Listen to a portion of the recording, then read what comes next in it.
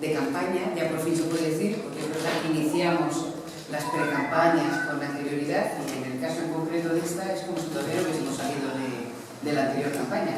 Con lo cual, en este sentido, pues agradeceros que estéis aquí, que esto ya es oficialmente una campaña donde ya, para que no se me olvide luego al final, voy a pedir el voto, lógicamente, para Unidos Podemos, y por tanto, pues va encaminado a deciros precisamente por qué la petición de ese voto, ¿no? Y empezar precisamente por Europa, que, bueno, pues eso, ¿qué hace una eurodiputada en una campaña electoral en Lanzarote y qué relación tiene precisamente, o cómo se articulan las políticas o cómo se articulan? Y esa es precisamente uno de los objetivos prioritarios, contaros qué es lo que pasa en Europa y cómo afecta, o cómo se pueden cambiar también las políticas en Europa. ¿Qué es lo que tenemos? Bueno, la Unión Europea en este momento, voy a darle la vuelta para llegar a donde quiero llegar. Los gobiernos, en el caso, por ejemplo, en el gobierno de España, con una cierta frecuencia, cada vez que le oímos decir que tiene que hacer un recorte de lo que sea, dice, la culpa es de Europa, me viene impuesto por Europa. Tiene una parte de razón cuando dice esto. Es verdad que Europa, como es el caso en este momento, instituciones que no son democráticas porque no son elegidas por el pueblo, el Parlamento Europeo sí es elegido por el pueblo, pero la Comisión Europea, el Consejo de Europa, la Troika, que está formada por el Banco Central, por el Banco Central Europeo, por la Comisión, por el Consejo, ellos toman, por el Fondo Monetario Internacional, ellos son los que toman las decisiones y no son organismos democráticamente elegidos. Bueno, ahora han hecho un análisis de los presupuestos que ha habido en los últimos años de la situación del déficit del último periodo aquí en España y han dicho que para los 2 próximos años España tiene que hacer 2 recortes fundamentales. Este primer año, un recorte adicional a lo que ya viene sucediendo, un recorte adicional de 2.000 millones de euros. Y para el año siguiente, para el año 2017, un recorte adicional de 6.000 millones de euros. Estos son que en un periodo de tiempo determinado, es decir, lo que queda de este año y el año que viene, tiene que haber un recorte de 8.000 millones de euros en los presupuestos, en las políticas que se vaya a hacer en el Estado español. Y además hay que pagar una multa porque no se han cumplido con los objetivos del déficit, porque el gobierno no ha cumplido con los objetivos del déficit, tratando de vender una supuesta recuperación económica, una supuesta situación de mejora. La multa que se le va a poner a España no se le va a poner hasta julio, con un objetivo clarísimo que es evitar que se pudiera pagar la multa en el periodo que se estaba en campaña electoral o que pudiera influir, lógicamente, de cara a las elecciones y, por tanto, poder condicionar para los ciudadanos, para las ciudadanas, el voto en un momento determinado, viendo lo que había sucedido verdaderamente con el gobierno del Partido Popular. Bueno, todo esto se llevará. Claro, ¿qué dice la Unión Europea? La Unión Europea no tiene capacidad para decir en qué se va a recortar esos 8.000 millones de euros. Lo que sí hace el partido del gobierno, en este caso el Partido Popular, es decir, yo le echo la culpa a Europa porque yo recorto donde Europa me dice que tengo que recortar. Y entonces hace un discurso, construye un discurso que dice, tengo que recortar en educación pública porque me lo pide Europa. Tengo que recortar en sanidad porque me lo pide Europa. Tengo que recortar en derechos de los trabajadores y, por tanto, hago reformas laborales porque me lo pide Europa. Bueno, esto no es exactamente así. La Unión Europea es verdad que hace recomendaciones de dónde tú tienes que hacer el recorte. Estos 8.000 millones ya ha dicho que tienen que hacerse, este recorte de 8.000 millones ha dicho que tiene que hacerse en sanidad, que ya la tenemos bastante tocada y bastante afectada, pero dice, hay que recortar todavía un poquito más en sanidad. Dice que hay que recortar en investigación, en desarrollo y en innovación, porque se tiene que hacer una apuesta por la I+D, se tiene que hacer una apuesta mayoritariamente de carácter privado y no de carácter público. Dice que tienen que recortarse en profesores públicos, sobre todo en el ámbito universitario, porque hay demasiado peso de lo público dentro de lo que son las actividades de todo lo que es el Estado. Bien, esto lo dice efectivamente la Unión Europea, pero la capacidad para hacer esos recortes ahí o hacer otra política es competencia exclusiva del Gobierno de España. Por tanto, el Gobierno de España, si no quiere recortar en sanidad, no tiene por qué hacerlo. Si no quiere recortarlo en educación pública, no tiene por qué hacerlo. Si no quiere imponer reformas laborales, no tiene por qué hacerlo. Lo que pasa es que tiene que tener un sistema económico alternativo alternativo para cubrir esos 8.000 millones de déficit que se están planteando. ¿Cuál es el sistema alternativo que se tiene que plantear para tener ese dinero? Pues hacer una lucha decidida con una política fiscal completamente distinta. Tenemos ahora mismo en España 80.000 millones de euros al año de pérdida en fraude fiscal. Hombre, cuando tenemos ahí los papeles de Panamá, cuando estamos viendo lo que pasa con las grandes empresas que no están pagando los impuestos, no están pagando los niveles impositivos que deben, pues ahí tienes una capacidad importante para hacer una redistribución distinta de las políticas fiscales y, por tanto, una recuperación económica diferente. Teníamos antes, Juan y yo estábamos hablando, si eran 80.000 millones por año, ¿no? O 250.000 millones, claro. Realmente teníamos un poco de razón los dos, porque dicen 250.000 millones. Tenía razón, porque claro, la cuenta son 80.000 millones por año, que es lo que se lleva perdiendo, por tanto el acumulado de estos 4 años da esa cantidad, más el cálculo que habría que echar de intereses que ese dinero ha dejado de tenerse. Esto no es una cosa que nos estemos inventando ninguno. El sindicato de inspectores de Hacienda, tiene los estudios realizados y cuantificados de cuánto es el dinero que se podría recuperar si verdaderamente se hiciera un auténtico programa de lucha contra el fraude fiscal.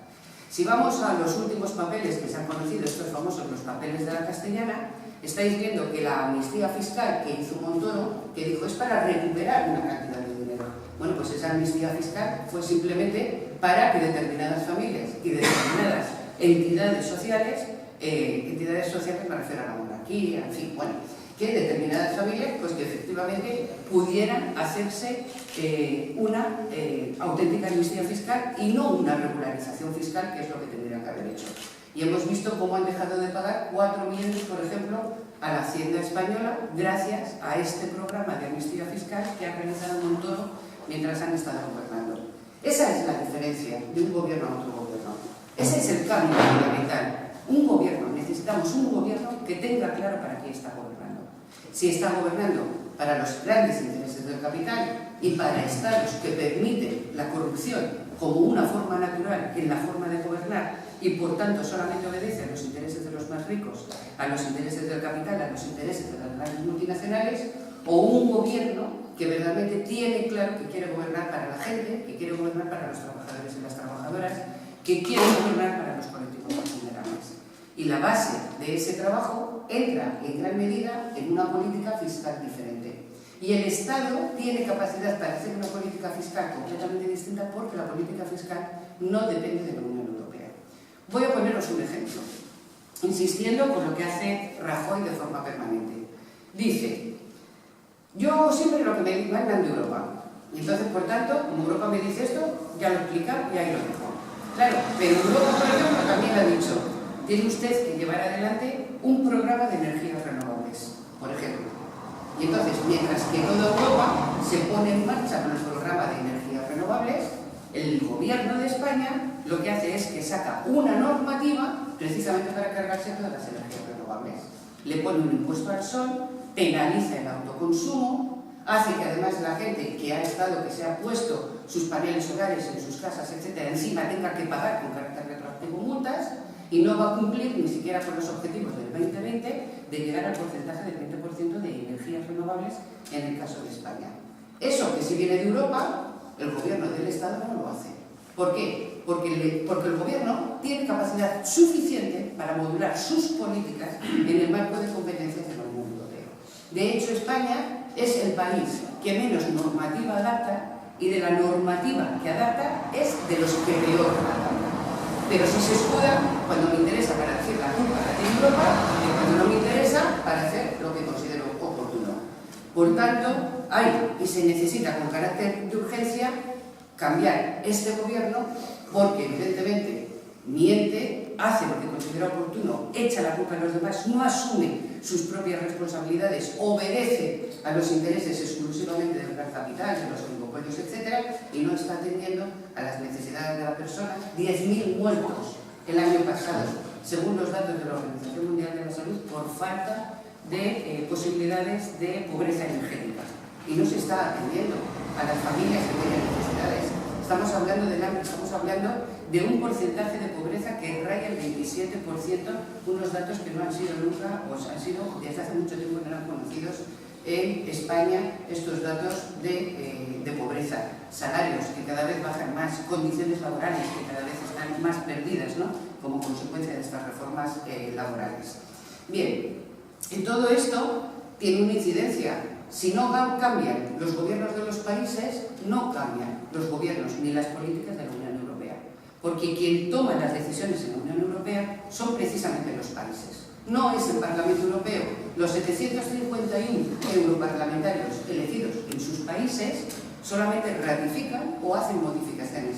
Pero la legislación, lo que es la legislación, viene determinada por parte de la Comisión y del Consejo. ¿Y quién forma la Comisión y el Consejo? Los países. Cada uno de los países de la Unión Europea. Es decir, 28 países que son los que tienen sus representantes en el Consejo, donde están cada uno de los países, pero también en la Comisión. Porque en la Comisión, cada uno de los comisarios que se encarga de una cosa es el país, uno de los países, cada país, el que determina quién es el comisario.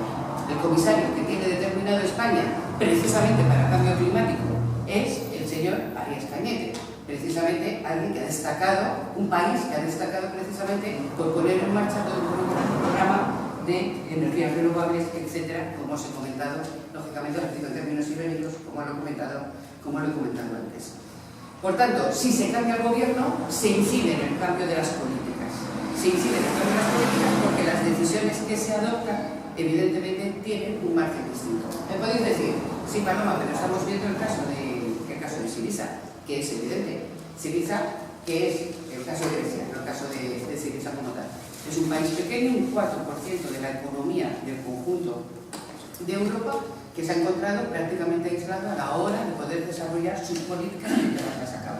Si al final hubiera posibilidades de hacer un conjunto de países con una disposición al cambio, con una disposición a cambiar esas políticas, con una disposición que no fuera un solo país, evidentemente se podrían estar construyendo otras políticas y se podría estar incidiendo. El peso que tiene España en la economía europea roza casi, no llega al 20%, pero está próximo. No estamos hablando de las mismas magnitudes. Y eso también podría contribuir, por ejemplo, a reforzar lo que está sucediendo en Francia, lógicamente reforzando también otras posiciones de otros gobiernos que podrían estar. O lo que está pasando en Portugal, que nadie lo cita ahora, pero claro, en Portugal ahora mismo hay un gobierno socialista con el apoyo del Partido Comunista Portugués y con el apoyo del bloque allí en Portugal. ¿Y qué es lo que están haciendo? Pues posiblemente no estén haciendo un cambio radical en sus políticas, pero de momento han subido los salarios, están mejorando las pensiones, están llegando a acuerdos para mejorar, en resumen, la vida de los trabajadores y la vida de la gente. Si no conseguimos que haya un cambio en estas elecciones de cara al día 26 de junio, posiblemente uno de los países a los que se les castigará con multas, etcétera, será Portugal, precisamente por estar haciendo políticas pensadas en las personas, en los trabajadores, en los ciudadanos, en el conjunto de Europa. Y es necesario cambiar esta Europa. ¿Por qué esta Europa, si ahora mismo se sometiera a un examen para poder entrar en la Unión Europea, entendedme, claro, cada país que tiene que entrar en la Unión Europea se le somete a un examen, donde, entre otros elementos, lo que se valora es la calidad democrática de ese país. Bueno, pues si la Unión Europea tuviera que pedir su propio ingreso en la Unión Europea y se le sometiera a ese examen por parte de la Unión Europea, no superaría el examen de calidad.